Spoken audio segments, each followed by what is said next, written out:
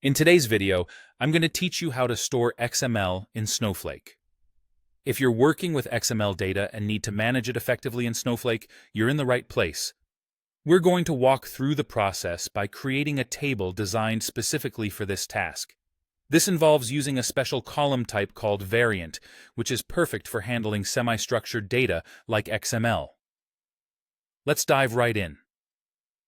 The first thing you'll need to do is create a table that includes the variant column. The variant column type is incredibly versatile, allowing you to store semi-structured data formats such as XML, JSON, or even Avro without any hassle. This makes it a great fit for situations where your data might not adhere to a rigid schema. In the context of XML, using a variant column simplifies the process and provides flexibility, as it can accommodate the diverse nature and structure of XML data. This is useful when dealing with varied XML files that may have different structures or when the XML schema isn't fixed.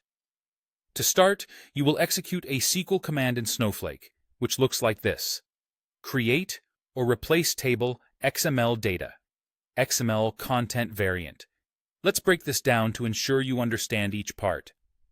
Create or replace table is a standard SQL command used to create a new table. If a table with the same name already exists, this command will replace it with the new definition you provide. XML data is simply the name we're giving to our table in this instance. You can name it whatever you prefer based on your particular use case. The term variant is essential here.